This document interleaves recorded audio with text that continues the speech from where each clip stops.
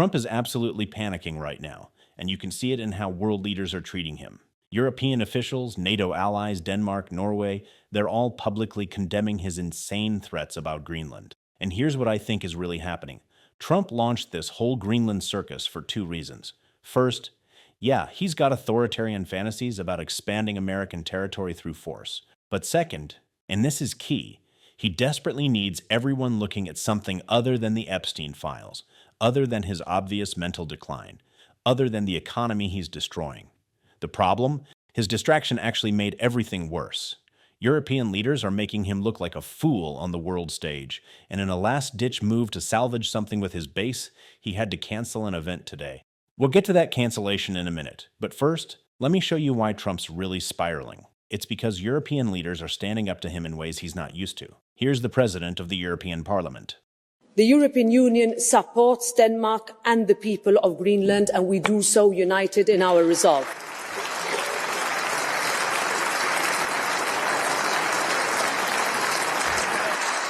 The measures threatened over the weekend by the United States administration will not help improve security in the Arctic.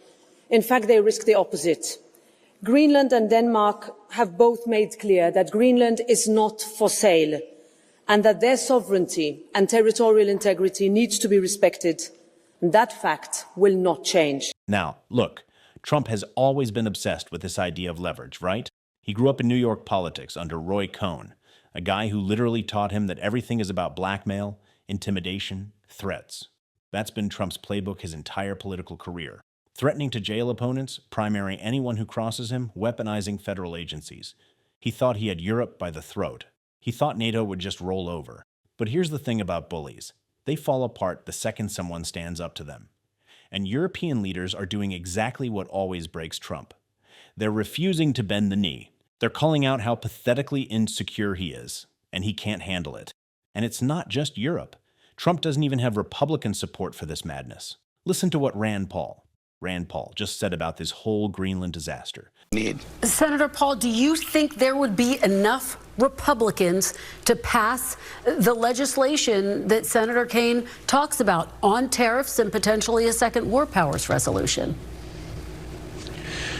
On the war powers or on militarily invading Greenland, I've heard of no Republican support for that, even though most hawkish members of our caucus have said they won't support that. So I think it's going to be very difficult. I think he keeps rattling the cage saying that. But as far as trying to buy it peacefully, you don't get purchasers to come around by berating them and telling them you'll take it anyway. So I don't think that's very successful. With regard to emergencies, this is the same debate the Supreme Court has before it right now. And I don't think that you can, through an emergency, say, well, the Constitution is no longer valid. The Constitution says taxes originate in the House, go to the Senate, and then go to the President for signature. It doesn't say the President can just write up new taxes and threaten them anytime he wishes. So I think this is unconstitutional. Now, he's pointed towards a statute that Congress passed called IEPA. I don't think that applies to trade either. And I think the court is going to strike this down, and it will be a significant rebuke to unchecked presidential power. The sooner the better, though, because the power continues to be used. And if it's going to be checked, the Supreme Court should go ahead and release its opinion as soon as we can. Senator, think about that for a second. Not a single Republican senator is backing Trump on invading Greenland. Not even Lindsey Graham. Not even Ted Cruz. The bootlickers won't lick the boot on this one. So right now, Trump is politically impotent at home, politically impotent abroad, and, considering his diet, probably just plain impotent. Haven't seen Melania around much lately. Actually, you know what? We don't need to go there. But this is where Trump actually is right now. He's weak. Every move he's making is about trying to shore up support with the MAGA base because he knows he's losing them. All the stuff about Somali fraud, threatening to arrest Tim Walz, going after Don Lemon, it's all just red meat for a base that's starting to turn on him. Which brings me to what he did today. As everyone's abandoning him, Trump needed to send a signal to his racist base that he's still their guy. Here's the headline. Trump becomes first president to skip MLK Day proclamation. Trump breaks decades-long tradition started by Ronald Reagan.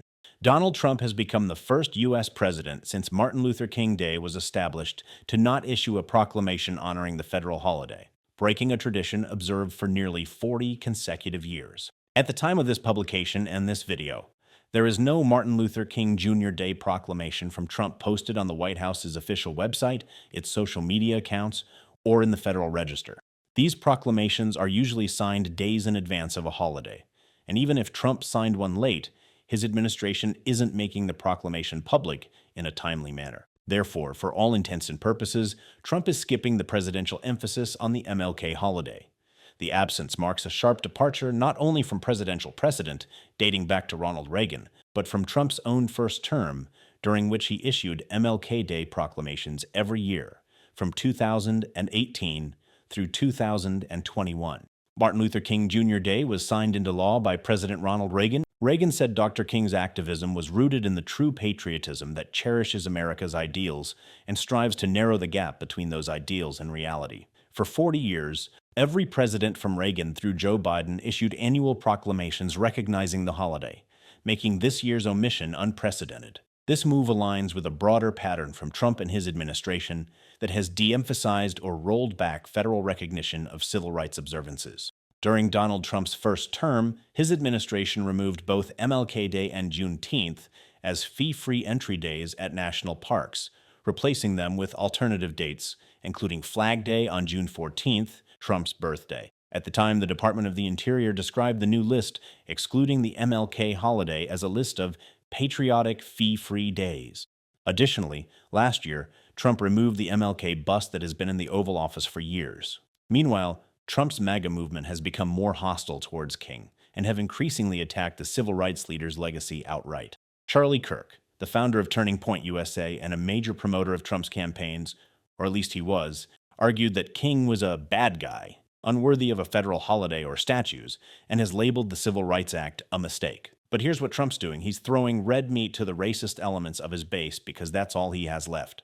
Think about it. The guy who wants to cancel midterms, who's using ICE as his personal Gestapo to practice what it would look like to shut down Philadelphia, Chicago, Detroit, Atlanta during elections, do you really think he cares about his overall approval rating? Or is he more focused on keeping his hardcore base loyal? Trump knows he needs those people because they're the only ones still with him. His economic policies are destroying the middle class. The Epstein cover-up is falling apart. His mental decline is obvious to anyone paying attention. So he's doing what he always does, pandering to the absolute worst impulses of the worst people. And honestly, there's something almost funny about Trump skipping MLK Day this year. Usually, every Republican politician uses this day to lie and pretend they care about racial justice, pretend they wouldn't have been on the wrong side of the civil rights movement. Some of these people are so old they literally were on the wrong side when it mattered, voting against the Civil Rights Act that Charlie Kirk called a mistake. This is where Trump's administration is right now, canceling MLK Day observations so he can score points with a base that's furious. He's protecting pedophiles, raising their prices, and trying to spend their healthcare subsidies on buying Greenland and funding ICE kill squads. Look, let's be honest. Trump has never been weaker than he is right now. He's grasping at nothing. There's no strategy here, no master plan. He's just flailing, trying anything that might work. Mike Johnson thinks he's going to pass some economic package through Congress. These Republicans don't want to vote on anything. They don't actually like having power. They like criticizing power from the sidelines. Johnson's pulling votes from the floor constantly because resignations and deaths have left him without a working majority. When you're running around saying, "I haven't lost control," you've already lost control. The midterms are going to be a wipeout for Republicans if Trump allows them to happen. And yeah, we need to be realistic about that threat. Trump doesn't want these elections. He's going to try to stop them, but we can't give up on them either. We need to be working to flip Texas, flip Maine, elect the right people in Minnesota. We can't let fear of what Trump might do stop us from fighting for what needs to happen. We're going to keep calling this out on this show. Hit subscribe, leave a like. If you made it to the end, drop a blue heart in the comments. Keep fighting. Don't let them silence you.